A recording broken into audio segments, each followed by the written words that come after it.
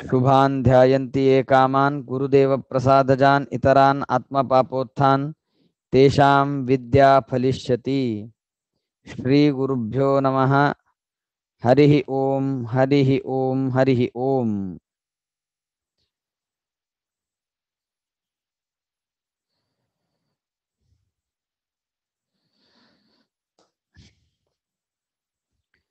श्रीमन्महाभारत तात्पर्य निर्णय में हम 11वां अध्याय अध्ययन कर रहे हैं। उसमें श्लोक नंबर 93 तक हमने कल पढ़ा है।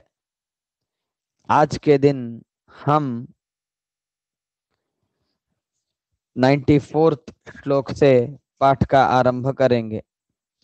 कल के दिन हमने 2-3 श्लोक देखे हैं। उन श्लोकों में परशुराम जी सर्वोत्तम है। यद्यपि परशुराम जी महाभारत के अनुसार भीष्माचार्य जी से हारे हैं ऐसा लगता है, लेकिन वास्तविक में परशुराम जी को सर्वथा पराजय नहीं है। ये हमने कल बहुत डिटेल में सुना है। अभी हम नेक्स्ट श्लोक की ओर बढ़ेंगे। श्लोक नंबर 94। यशो भीष्मस्य दत्त्वा तु यशो भीष्मस्य दत्त्वा तु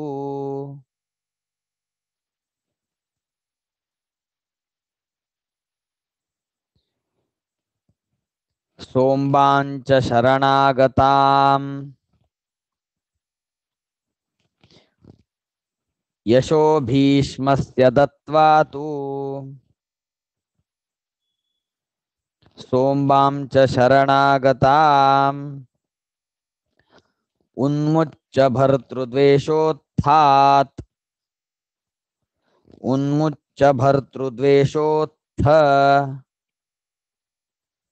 पापात् तेन अश्वयोजयत।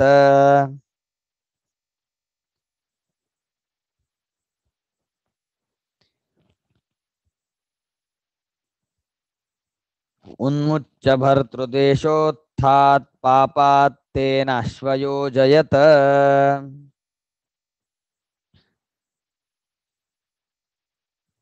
इधर दो पाठ है इस श्लोक के। जो सेकंड सेंटेंस है उन्मुच्य भर्तृद्वेषोत्थात्, इधर कुछ ग्रंथों में उन्मुच्य भर्तृद्वेषोत्थ पापात् तेन अश्वयोजयत ऐसा भी पाठ है। चलेगा, मीनिंग कुछ बदलता नहीं है। फिर से एक बार श्लोक में कहता हूँ। यशो भीष्मस्य दत्त्वा तु सोम्बां च शरणागताम् उन्मुच्य भर्तृद्वेषोत्थ पापात् तेन अश्वयोजयत। ये एक महत्वपूर्ण श्लोक है, क्योंकि एक प्रॉब्लम का हल इस श्लोक में दे रहे हैं मध्वाचार्य जी। प्रॉब्लम क्या हुआ? परशुराम जी ने अपने भक्त हुए भीष्माचार्य को कीर्ति दी, यश प्रदान किया। उनका ब्रह्मचर्य का प्रतिज्ञा जो थी उसका भंग नहीं लाए। उनको सभी तरह से अच्छा किया। लेकिन अंबा जो थी वो भी शरणागत होके ही परशुराम जी के पास गई थी। एवंच अंबा भी भक्त गणों में से ही एक है। वो स्वरूप में कुछ अयोग्य है ऐसा कुछ नहीं है। शरणागत रक्षक ये भगवान का नाम है। जो भगवान के शरण आते हैं उनका रक्षण भगवान करते हैं।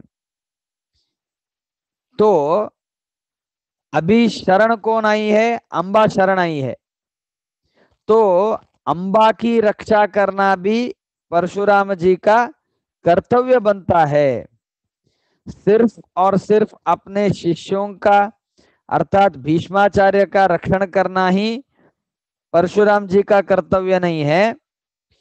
जो अंबा प्रकृत में शरण आई हुई है, उस शरणागत अंबा का रक्षण, उसकी प्रार्थना मानना, ये भी परशुराम जी का कार्य है। लेकिन ये कार्य उन्होंने किया ही नहीं, तो क्या हुआ? भगवान ने गलती कर दी, ऐसा हो गया। भगवान ने क्या करना चाहिए था? दोनों को योग्य तरीके से समझ के दोनों को जो जो इष्ट है वो देना चाहिए। लेकिन दोनों का इष्ट तो हो ही नहीं सकता, क्योंकि अंबा बोल रही है द्रोणाचार्य भीष्माचार्य जी से मेरा विवाह करवाओ। लेकिन वो तो होने वाला नहीं था, क्योंकि भीष्माचार्य की प्रतिज्ञा भगवान को ही बरकरार रखनी थी। ऐसा किया तो भगवान शरणागत अंबा का हाथ छोड़ दिए, उसका रक्षण नहीं किए, ऐसा हो जाएगा। एवंच एक जगह जाओ तो कुआं है, दूसरी ओर जाओ तो दूसरी समस्या है। इस समस्या में गिर गए हमारे परशुराम जी, तो इसका क्या निर्णय है? इस प्रश्न का उत्तर मध्वाचार्य जी इस श्लोक में दे रहे हैं। देखो, भीष्माचार्य जी को तो भगवान ने यश प्रदान कर दिया, उनकी बात कल ही खत्म हो गई। सोमवांच शरणागताम, जो शरणागत आई है अंबा, उस अंबा का भी रक्षण परशुराम जी ने किया है। कैसे किया है? अंबा की प्रार्थना थी कि मेरे पति से मुझे मिलाओ। भीष्माचार्य जी जो है वो मूल रूप में इस अंबा के मूल रूप में पति है। अंबा मूल रूप में जो वरांगी है, उस वरांगी के पति है भीष्माचार्य, मूल रूप में अष्टम वसु, द्युनामक वसु।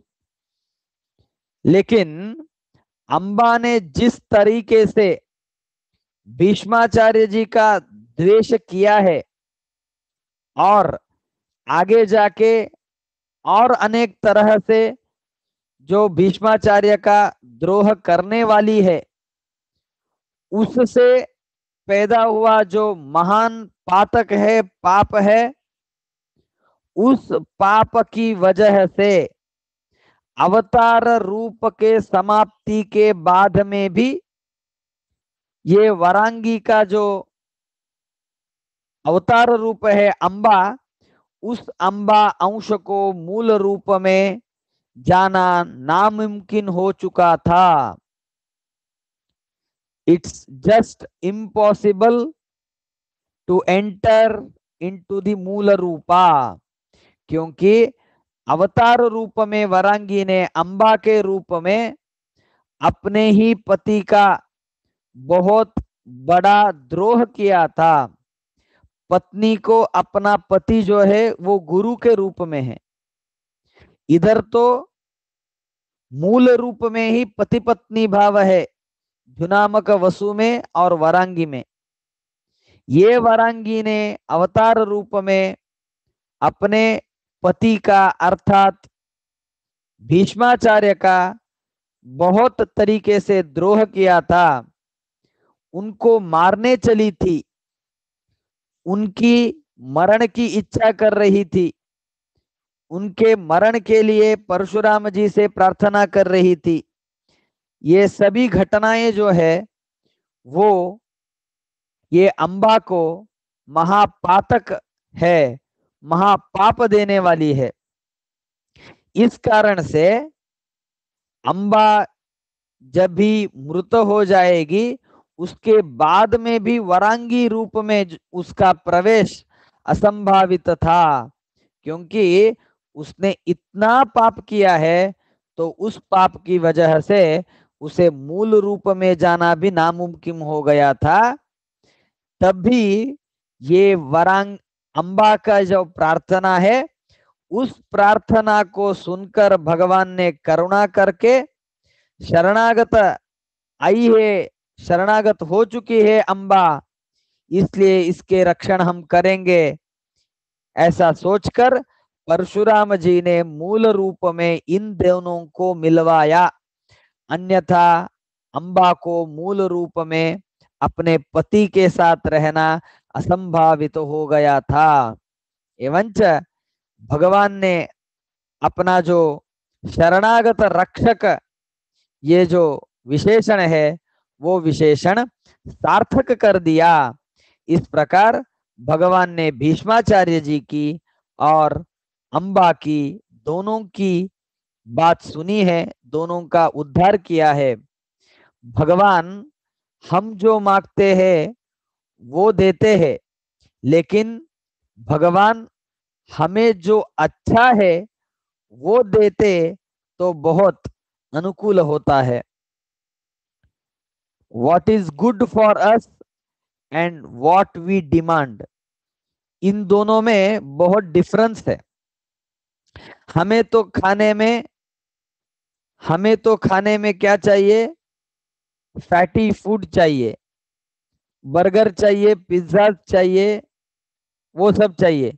लेकिन हमारे रक्षण करने वाले माता पिता हमें ऐसे नीच पदार्थ को नहीं खिलाते हैं। वो अच्छे अच्छे सैलेड्स खिलाते हैं, अच्छे अच्छे सब्जियां खिलाते हैं, वेल फ्रूट्स देते हैं। एवंच हमको जो चाहिए और जो हमको अच्छा है उसमें बहुत फर्क है। अंबा को इसी जन्म में द्रोणाचार्य से विवाह करना था, वो वर तो भगवान ने नहीं दिया क्योंकि भीष्माचार्य की प्रतिज्ञा सच करवानी थी। लेकिन अंबा के मूल रूप में, भीष्माचार्य के मूल रूप में उन दोनों को एक करने का जो कार्य है वो भगवान ने कर ही दिया है। इसी तरह से अंबा को जो योग्य था, जो अच्छा था, जो उसको अपने खुद से ही करना असंभावित था, वो कर दिया।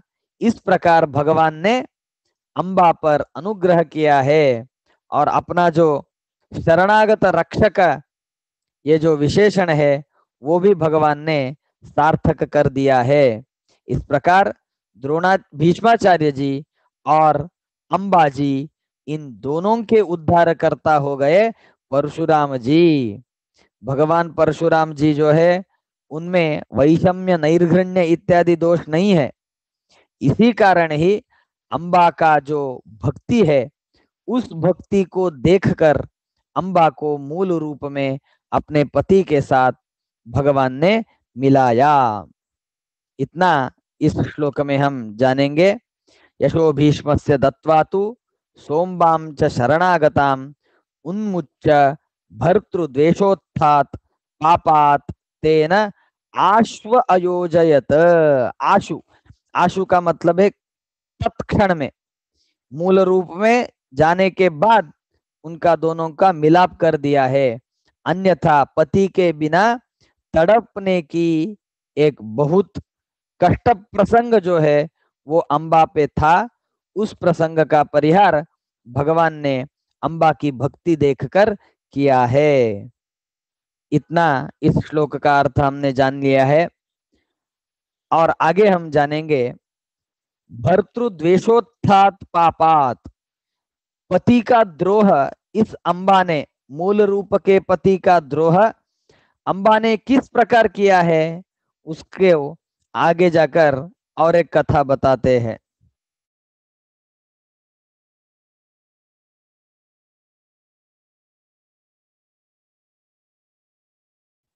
अनंतरम शिखंडित्वात्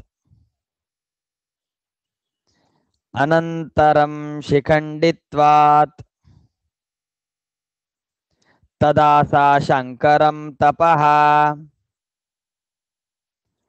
अनंतरम शिखंडित्वात् तदा सा शंकरम तपः भीष्मस्य निधनार्थाय पुंस्त्वार्थं च चकारः। भीष्मस्य निधनार्थाय पुंस्त्वार्थं च चकारः।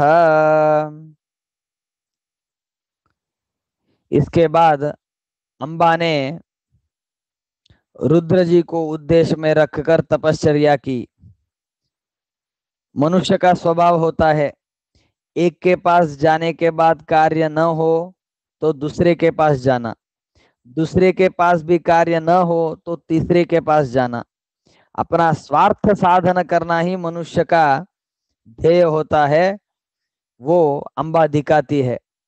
पहले तो परशुराम जी के पास जाती है, उधर उसका कार्य लौकिक रूप से तो नहीं हो गया, इसीलिए वो शंकर भगवान को मुद्दे में रखकर तपश्चर्या करने लगी।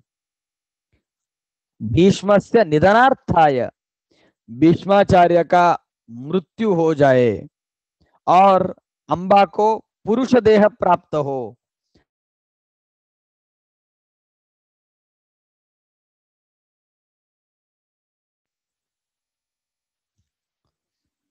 सुनाई दे रहा है क्या? कृपया बताइएगा। सुनाई दे रहा है। हाँ, ओके। हरे नमः। अम्बा स्त्री देह में थी, उसके लिए उसको भीष्माचार्य जी को मारना असंभावित था। महापराक्रमी भीष्माचार्य को स्त्री देह में, स्त्री रूप में अम्बा मार नहीं सकती थी, इसलिए मुझे पुरुषत्व प्राप्त हो जाए, इस उद्देश्य से शंकर जी को संतुष्ट करने के लिए तपश्चर्या करने लगी। अम्बा का देह अवसान होने के बाद उसको और एक जन्म मिलता है, वो सब कथाएं अभी आएंगी। एवं इस प्रकार अपने पति का द्रोह यह अम्बा करने लगी। एवं इस 95th श्लोक में हम क्या देख रहे हैं? अम्बा शंकर को उद्देश्य में रखकर तपश्चर्या करने लगी। तपश्चर्या का मकसद यही था, भीष्माचार्य का निधन हो जाए और खुद को पुरुषत्व प्राप्ति हो जाए। खुद पुरुष बनेंगे तो ही भीष्माचार्य को मार सकेंगे, इसलिए अम्बा को पुरुषत्व चाहिए था। अल्टीमेट गोल वॉज भीष्मा जी का हनन, भीष्मा जी की हत्या, वही उसका अल्टीमेट गोल था। इसके बाद नेक्स्ट श्लोक में हम देखेंगे, भीष्मो यथा त्वाम गृह्णीयात्, भीष्मो यथा त्वाम गृह्णीयात् तथा कुर्याम इति ऋतम्, रामेण सत्यम तच्चक्रे भीष्मे देहांतरम गते।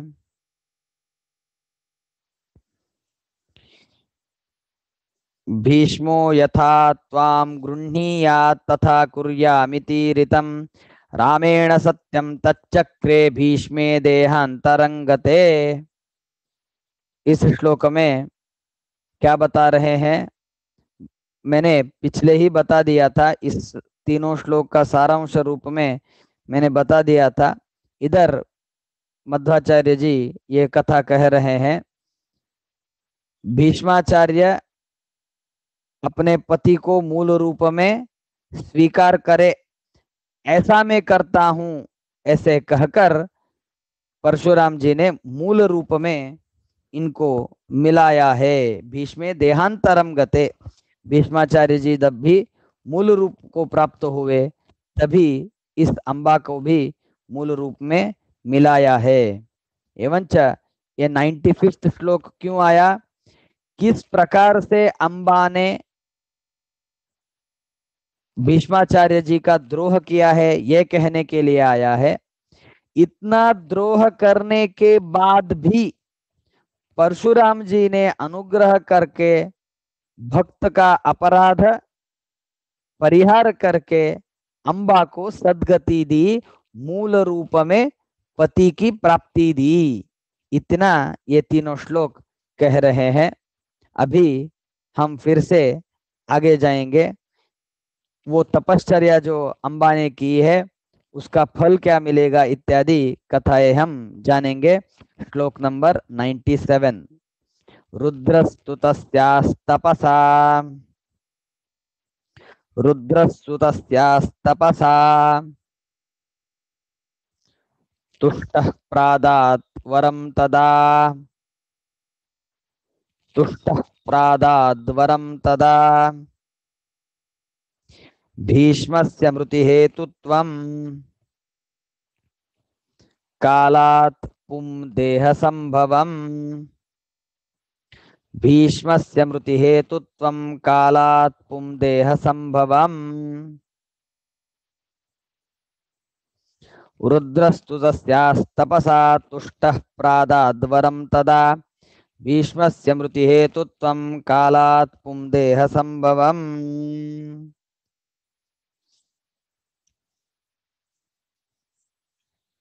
जब भी अंबा ने रुद्र जी को संतोष करने के लिए तपश्चर्या की, संतुष्ट करने के लिए तपश्चर्या की, तभी कालांतर में रुद्र जी उसके कठोर परिश्चर्या के, तपश्चर्या के कारण तुष्ट होकर वर देने के लिए आए।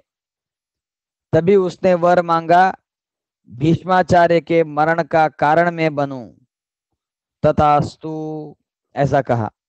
कालात पुम देह संभवम, कालांतर में मैं पुरुष भी बनूं। रुद्र जी ने कहा तथास्तु। एवंच भीष्म जी के मरण के कारण होने का और कालांतर में ये देह छोड़ने के बाद, अंबा का देह छोड़ने के बाद पुरुष देह तुझे प्राप्त हो, ऐसा वर दिया। इतना ही नहीं, और एक कार्य रुद्र जी करते हैं। ये अंबा को मनाने के, अंबा को वर देते हैं, एक माला देते हैं।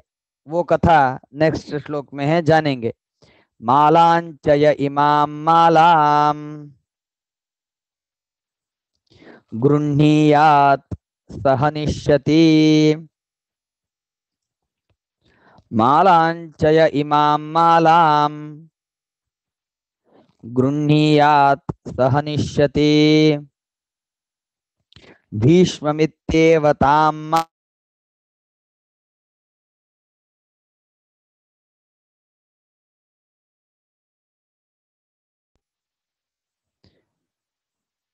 गृहीत्वा सा नृपान्ययौ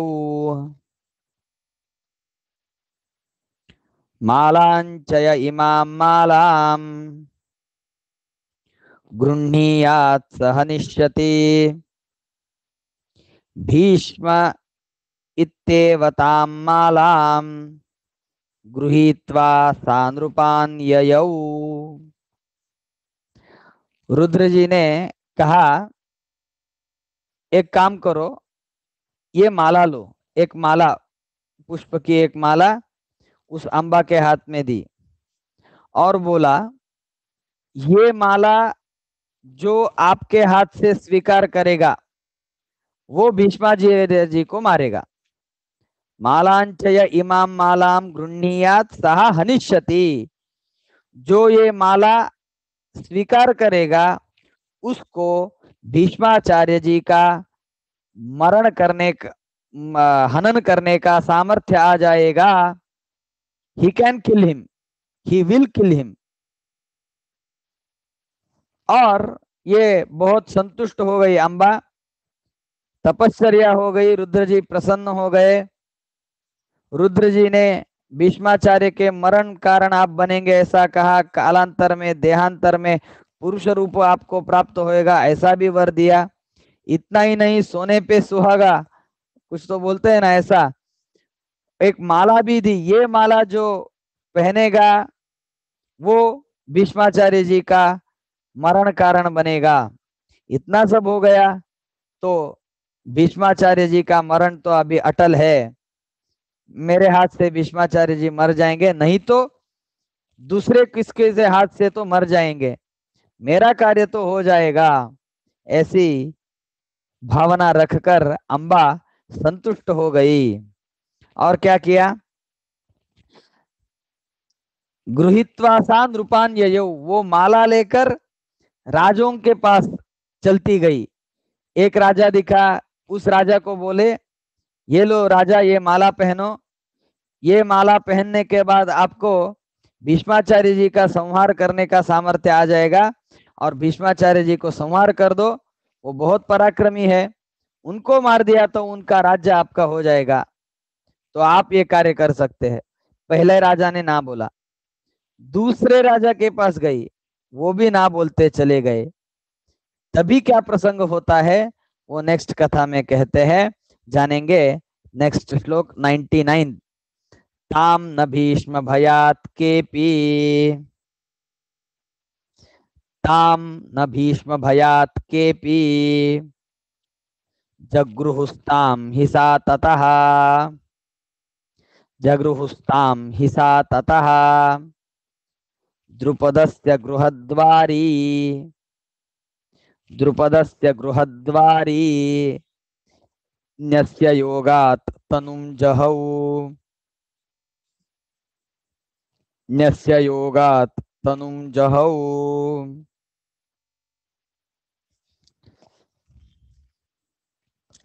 माला लेकर लेकर अनेक राजाओं के पास ये अंबा चली गई, और ये माला आपको भीष्माचार्य जी के मरण का सामर्थ्य देगी ऐसा कहा। लेकिन भीष्माचार्य जी के पराक्रम से परिचित होने वाले सभी राजाओं ने उस माला को स्वीकार करने में मना कर दिया। उस माला को किसी भी राजा ने स्वीकार नहीं किया। तभी वो एग्जॉस्ट हो गई। उसे ये होप था कि रुद्र जी के अनुग्रह से ये माला मिली है। रुद्र जी ने क्या कहा था, ये माला जो स्वीकार करेगा उसको भीष्माचार्य का संहार करने का सामर्थ्य मिलेगा। ये बहुत खुश हो गई, एक तो राजा जग में ऐसा रहेगा वो ये माला स्वीकार करेगा। इसीलिए सभी राजाओं के पास गई, लेकिन पराक्रम से, भीष्माचार्य के पराक्रम से जो जो परिचित है उन सभी ने नमो नमः, आप मत आओ, आपकी माला भी हमें नहीं चाहिए, भीष्माचार्य का संहार ही हमें नहीं करना है। सो आप जैसे आई है उस मार्ग से चली जाओ, ऐसा सभी लोगों ने अंबा को भेज दिया। तभी एग्जॉस्ट हो गई, फुल होप्स थे, वो सभी होप्स उसके चले गए। अभी इस देह में रहकर कुछ होने वाला नहीं है। रुद्र जी ने तो एक वर दिया है, नेक्स्ट जन्म मुझे पुरुष का आएगा, तब भी कुछ हो सकता है, इस देह में तो कुछ नहीं होगा। ऐसे सोचकर योगात, योग सामर्थ्य से अपना देह उसने त्याग दिया। द्रुपदस्य गृहद्वारी न्यस्य योगात तनुम जहौ, योग सामर्थ्य से अपना देह नष्ट कर दिया है। ये क्यों कहा, कोई रोग आने के बाद उसका मरण हो गया, वृद्धाप्य के कारण मरण हो गया, ऐसा नहीं। अंबा ने अपने योग सामर्थ्य से ही अपने इस देह को जला डाला। इतनी एक घटना एक प्रसंग में हो रही है। क्या हो रही है, अंबा पूरे तरीके से भीष्माचार्य जी का द्वेष कर रही है। किसी भी तरह से भीष्माचार्य का वध करना ही उसका उद्देश्य है। इसीलिए वो परशुराम जी के पास गई, उसके बाद शंकर जी के पास गई, उधर शंकर जी के पास जाकर तपश्चर्या करके वर मांगा। वर मांगने के बाद एक माला मिली, वो माला किसने भी नहीं ली, और वो द्रुपदस्य गृहद्वारी, द्रुपद राजा के घर के डोर पर उस माला को रख कर योग सामर्थ्य से इस देह से चल बसी। इतना सभी अंबा कर रही है। ये क्यों कर रही है, the only motive to kill Bhishma, ये एक ही मोटिव है उसका। ये घटना एक तरफ घट रही है, दूसरी तरह दूसरी जगह और एक घटना हो रही है। भगवान अनेक तरह की घटनाओं को मिलाते हैं। ये जो मेलन करना है वो भगवान की अचिंत्य अद्भुत शक्ति है। इन सभी घटनाओं को भगवान मेलन करेंगे। रुद्र जी का वर है, अंबा की तपश्चर्या है, और एक कारण देखेंगे। एतस्मिन्नेव काले तु, श्लोक नंबर 100, 100वां श्लोक, श्लोक नंबर 100। एतस्मिन्नेव काले तु सुतार्थं द्रुपदस्तपः, सुतार्थं द्रुपदस्तपः चकार शंभवे चैनम, सोब्रवीत कन्यका तव,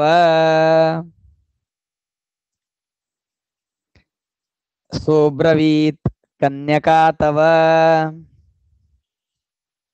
एतस्मिन्नेव काले तु सुतार्थं द्रुपदस्तपः चकार शंभवे चैनम, सोब्रवीत कन्यका तव। नेक्स्ट श्लोक भी पढ़ लेंगे, दोनों को मिलकर मीनिंग समझेंगे। भूत्वा भविष्यति पुमानिति,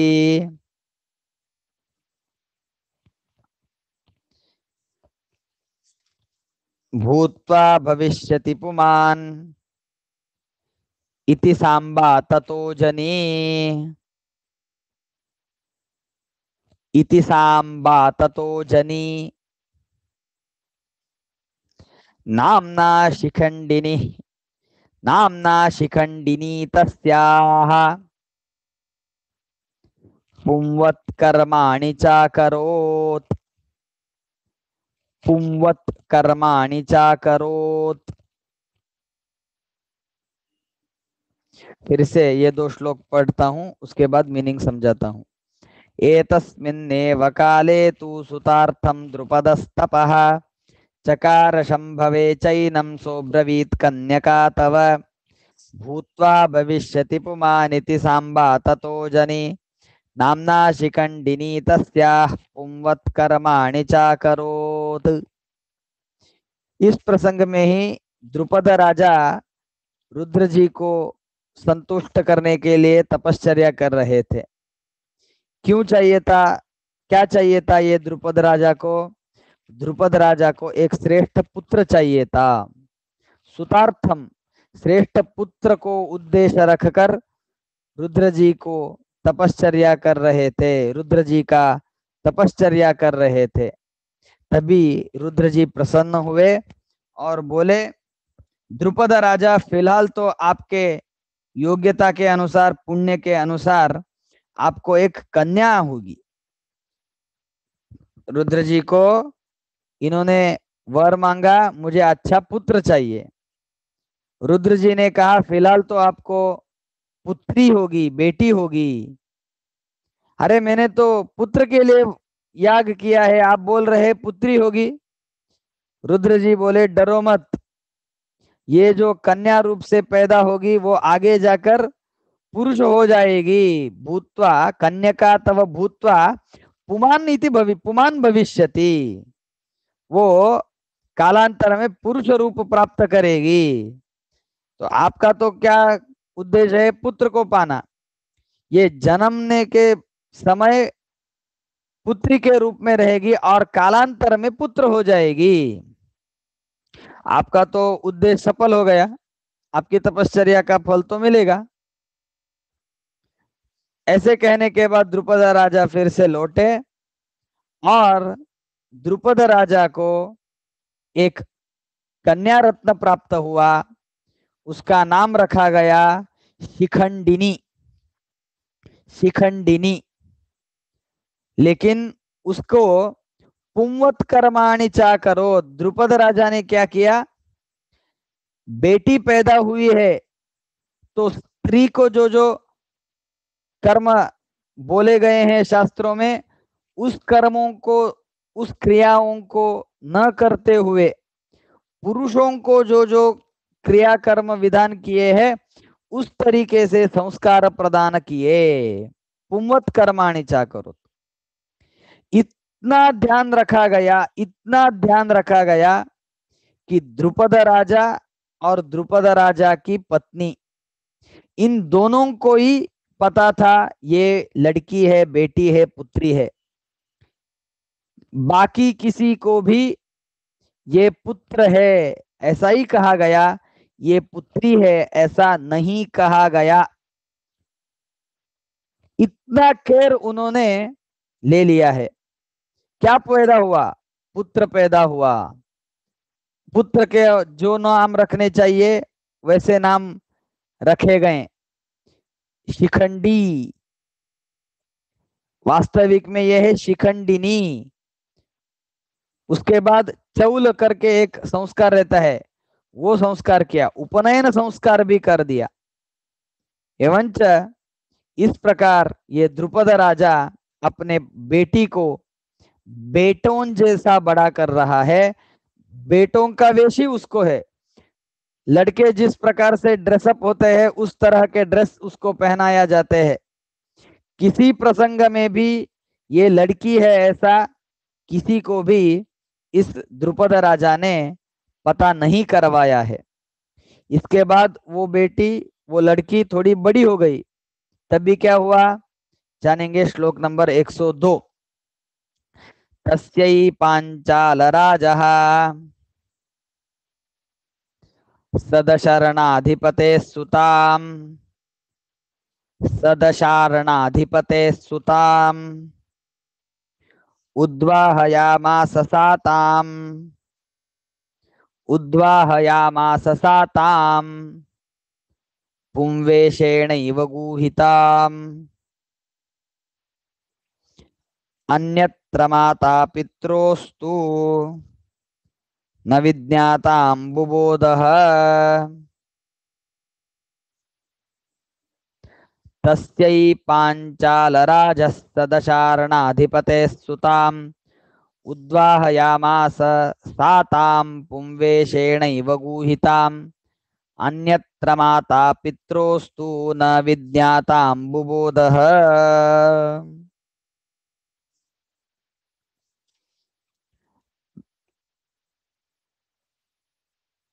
कितना आश्चर्य है। ये द्रुपद राजा ने अपने इस लड़की का विवाह दशार्ण देश के राजा के कन्या के साथ कर दिया।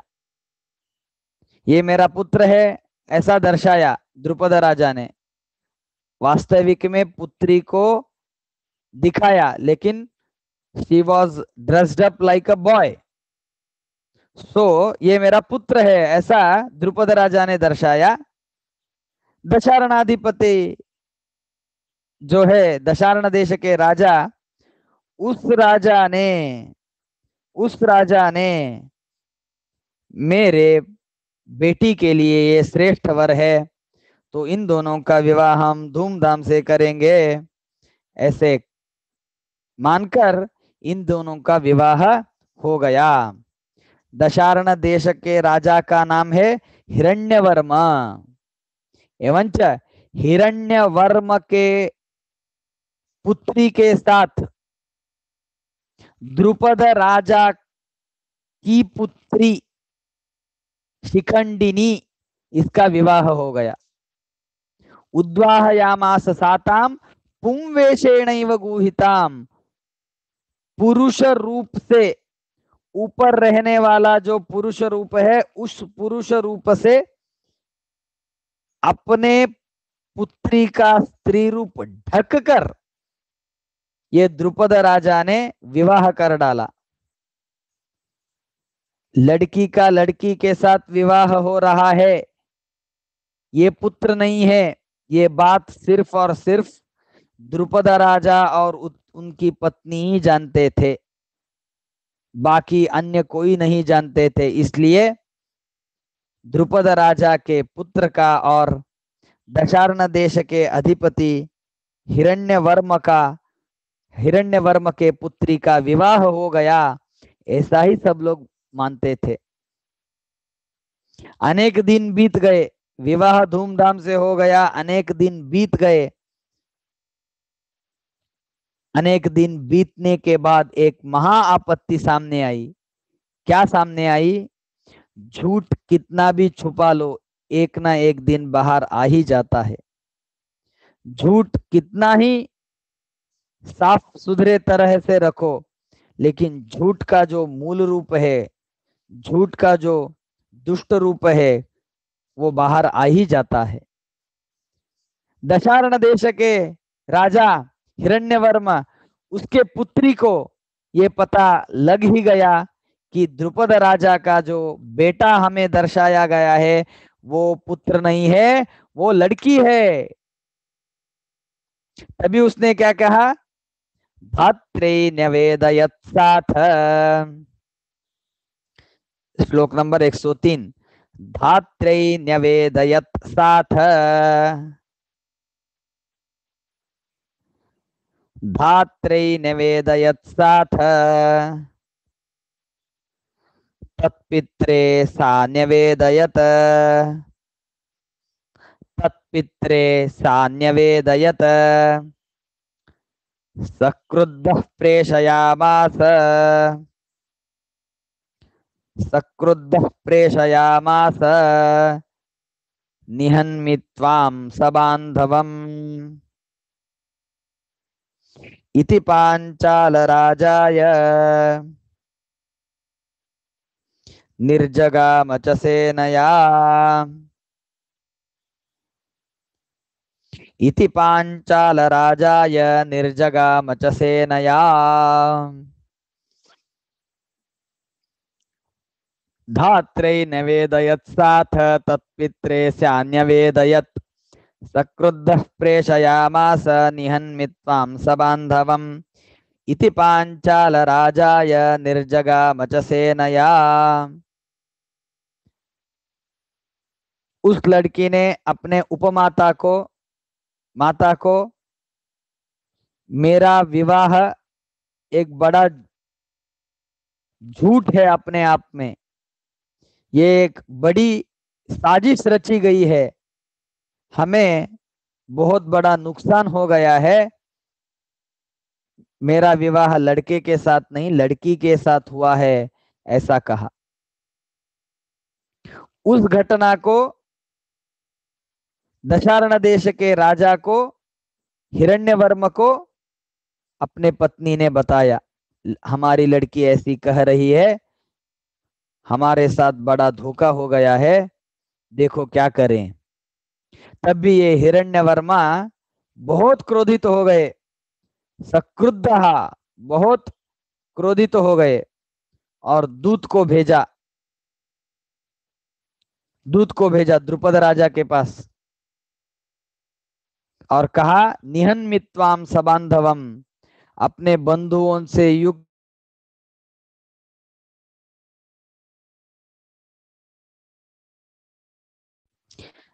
युद्ध के लिए तैयार रहो, मैं आपका पूरा खानदान नाश करने आ रहा हूं। निहन्मित्वाम सबान्धवम, अपने बंधु बांधवों से युक्त तेरा से संहार करूंगा, मेरे साथ इतना बड़ा धोखा किया है आपने।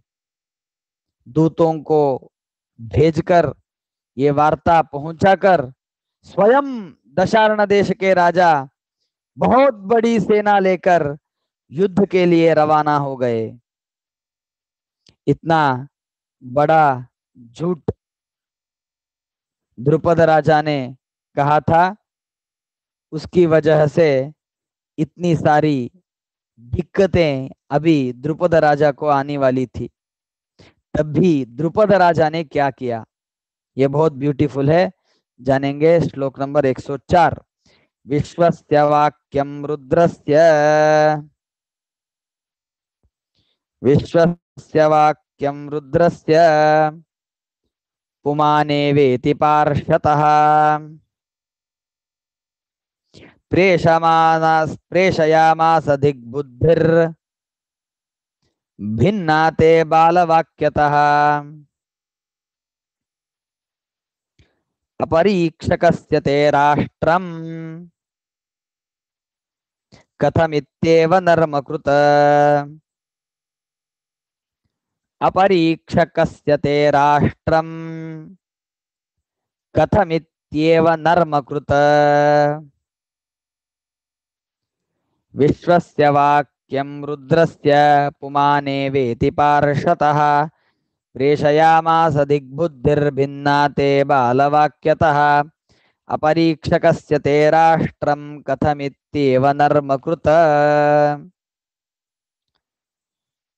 द्रुपद देश के राजा बहुत कूल थे। द्रुपद राजा बहुत कूल थे। पांचाल देश के राजा द्रुपद बहुत कूल थे। उन्होंने अपना टेम्पर लूज नहीं होने दिया और बहुत शांत तरीके से उन्होंने मैसेज भेजा, अपने बेटी के वचन को सीरियसली लेकर आप मेरे से युद्ध को आ रहे हैं। मेरा बेटा भी छोटा है, बेटी भी छोटी है आपकी, उन दोनों को पूरी समझ भी नहीं आई है, पूरी समझ नहीं आई है, तभी इनके वचन पर विश्वास रखकर इतने बड़े युद्ध को आप आ रहे हैं। आपके बेटी को ही विधवा करने जाने आ रहे हैं आप। ऐसा मत करो। सुनो, आप युद्ध को आ रहे हैं, ये वार्ता सभी जगह फैलेगी तो सभी लोग पूछेंगे क्यों आ रहे हैं युद्ध को। तभी सब लोगों को पता चलेगा द्रुपद राजा के बेटी के साथ इस हिरण्यवर्म ने अपने बेटी का विवाह किया है। तो सब लोग क्या बोलेंगे, हिरण्यवर्म को इतनी अक्ल नहीं थी? जब भी विवाह का प्रसंग हो रहा था तभी क्या ये अक्ल बेच के आया था जो अभी युद्ध करने चला है? सभी जगह तुझे मूर्ख कहलाया जाएगा। अपरीक्षकस्य ते राष्ट्रम कथमित्येव नर्मकृत। जो पुरुष कौन स्त्री कौन इसका निर्णय नहीं ले सकता वो हमारे देश का राजा क्या बनेगा, ऐसा सब लोग कहेंगे और आपकी बड़ी नाचक्की हो जाएगी। प्रायः आपको राजा ही कोई नहीं मानेंगे। इसीलिए आप सेना को लेकर युद्ध को मत आइएगा। आइए, आना है तो आ जाओ, हम भी युद्ध करेंगे, हम कोई युद्ध से डरने वाले नहीं हैं, लेकिन युद्ध से आपको डरना जरूरी है। पहली बात तो ये बालक की बात मानकर आप युद्ध को आ रहे हैं मेरे जैसे बड़े राजा के साथ। दूसरी बात, आपके बेटी का वचन सत्य ही है ऐसे मान लेंगे, लेकिन सब लोग क्या कहेंगे, तेरी अवस्था क्या होगी। युद्ध कर कर भी आप पराजित हो जाएंगे एवंच सभी लोगों के दृष्टि में आप गिर जाएंगे। इसीलिए ये अविचार आप मत करो। आप कूल तरीके से हमारे साथ वार्तालाप करने को आओ। सेना को लेकर युद्ध को मत आओ। शांत तरीके से बैठकर वार्तालाप करेंगे, उधर निर्णय करेंगे। इतना शीघ्र में युद्ध करने की मत सोचो। ऐसा द्रुपद राजा ने हिरण्यवर्म को कह डाला। इधर हमें प्रश्न उत्पन्न होता है, इतने कूल तरीके से ये द्रुपद राजा अपने हिरण्यवर्म राजा को कैसे कह सकता है?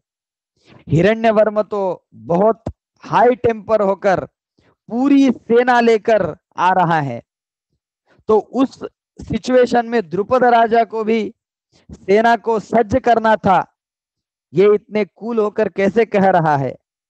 राजा आए और बोले आपकी बेटी से विवाह हो गया है, तो उस बेटे को कैसे दर्शाए, क्या किए, क्या करें?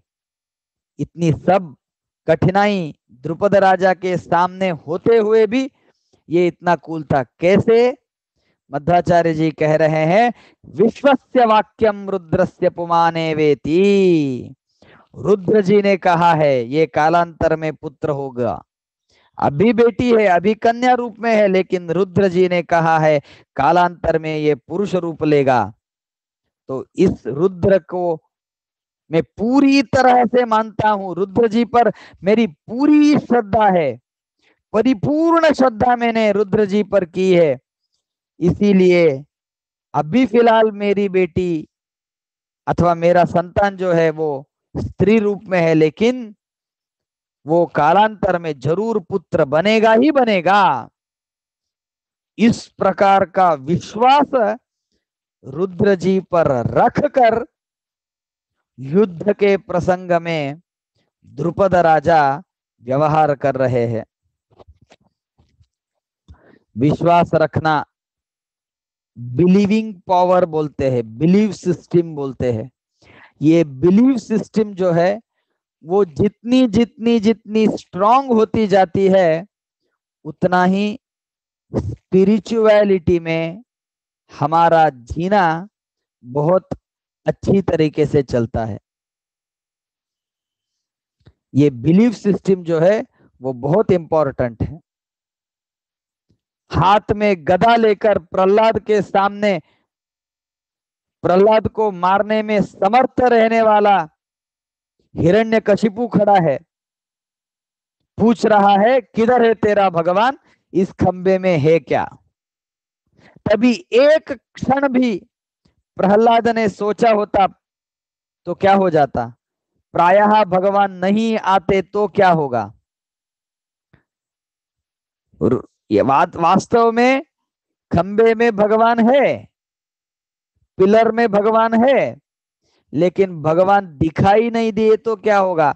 ऐसा सोचकर प्रहलाद ने इस पिलर में भगवान है या नहीं इस प्रश्न का जवाब सोच के न दिया होता अथवा सोच के दिया होता तो क्या हो जाता, भगवान आते। क्योंकि ये जो बिलीफ सिस्टम है ना वो 50% 20% बिलीफ से नहीं चलता, उधर 100% बिलीविंग चाहिए, 100% बिलीविंग चाहिए। इसके बारे में बहुत कहना है। हमारे गुरुजी एक दृष्टांत देते हैं, बहुत ब्यूटीफुल दृष्टांत देते हैं। एक गड्ढा खोद के रखा है, उस गड्ढे को मुझे पार करना है, बाय जंपिंग मुझे उस गड्ढे को पार करना है। मैं ऐसा कह सकता हूं क्या, I am able to cross this one by 90%। मैं 90% इस गड्ढे को पार करने में समर्थ हूं, इसलिए मैंने 90% ही कूद लगाई है, ऐसा कहे तो क्या होगा, कुछ नहीं होगा, उस गड्ढे में ही मैं गिर जाऊंगा। कोई और आएगा और बोलेगा मैं तो 50% इस गड्ढे को पार करने की क्षमता रखता हूं, तो अकॉर्डिंग टू माय पावर मैं उतना ही छलांग लगाऊंगा, वो तो क्या होगा, वो बीच में गिर जाएगा। ये जो गड्ढा पार करना है तो गड्ढे का माप जितना है उतना 100% उसको पार करने का क्षमता आना ही चाहिए। ऐसा मैं भगवान को मानता हूं, लेकिन एक 20% मानता हूं, 30% मानता हूं, 40% मानता हूं, 99.99 भी नहीं। जब भी हम 100% भगवान को मानेंगे, विश्वास रखेंगे, तभी ही हमारा जो मोक्ष मार्ग है वो पूरी तरह से कार्यरत हो जाएगा, उस मोक्ष मार्ग में हम रहेंगे। 100% भगवान को सरेंडर करना, 100% सरेंडरिंग, ये द्रुपद राजा ने किया है, ये प्रहलाद राजा ने किया है। इसीलिए वो सभी लोग बड़ी बड़ी बड़ी समस्याओं में बहुत बहुत बहुत इजी तरह से पार होकर आए हैं। विश्वस्य वाक्यम रुद्रस्य पुमानेव इति। रुद्र जी ने कहा है ना, हो गया, खत्म, बात खत्म। कौन वो हिरण्यवर्म राजा, वो तो रुद्र जी से बढ़कर नहीं है। वो क्या युद्ध को आ रहा है, आने दो, हम भी उससे युद्ध करेंगे, लेकिन मेरा परिपूर्ण विश्वास रुद्र जी पर है, परिपूर्ण विश्वास रुद्र जी पर है। आज ये यद्यपि कन्या है, लेकिन कालांतर में ये पुत्र हो ही जाएगा, तभी सभी तरह के विघ्न परिहार होंगे। इस प्रसंग में द्रुपद राजा को रुद्र जी को टोकना नामुमकिन नहीं था।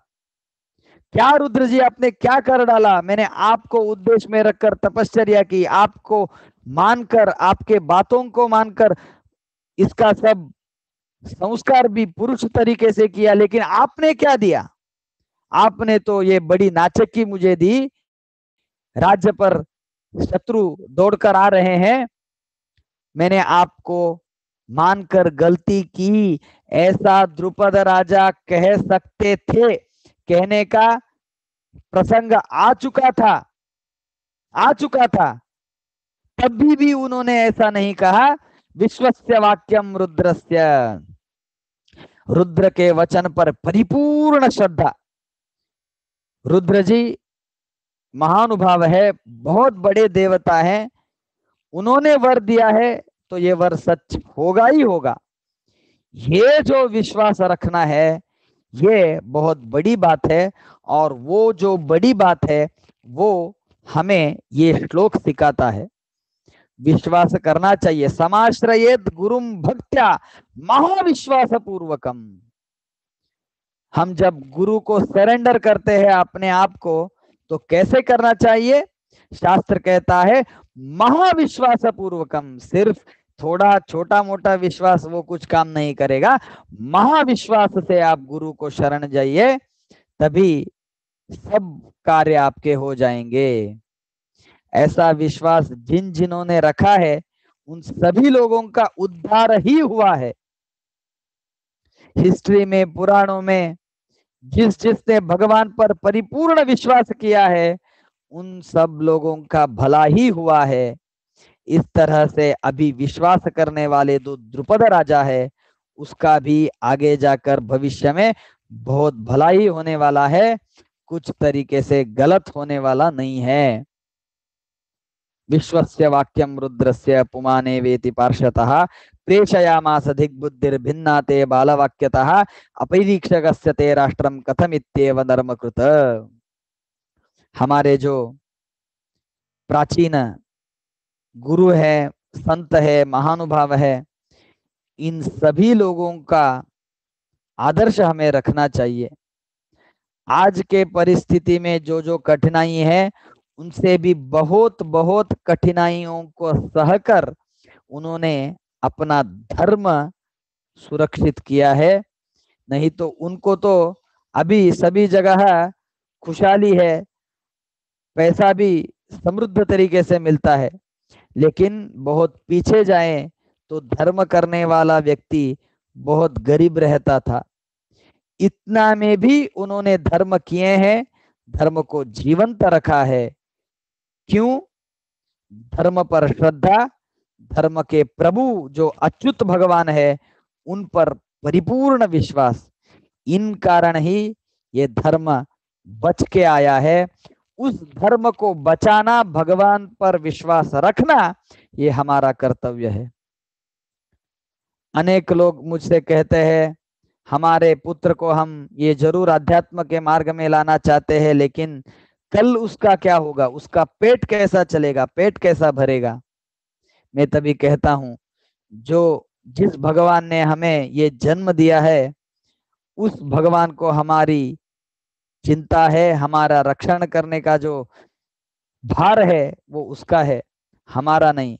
इसलिए वो भगवान किसी ना किसी प्रसंग में किसी भी तरीके से हमारा रक्षण करेंगे, क्योंकि रक्षण करना का जवाबदारी उनके पास है, और रक्षण करने के जो मार्ग है वो थाउजेंड्स ऑफ मार्ग भगवान के पास है। हम वो मार्ग भी नहीं जानते। हमने भगवान को अपने आप को सौंप दिया तो हमारा काम हो गया। अभी जवाबदारी किसकी हो गई? भगवान की हो गई।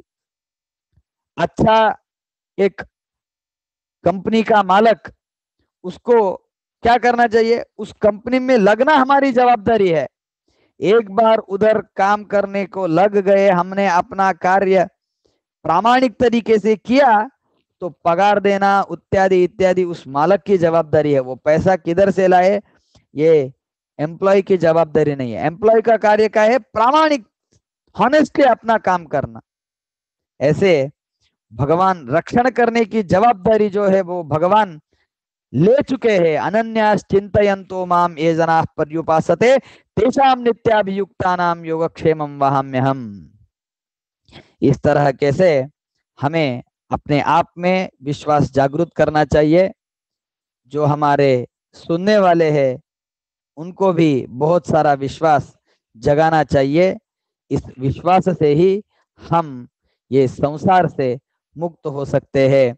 इस संदेश के साथ मैं इस संडे का प्रवचन इधर समाप्त करता हूँ।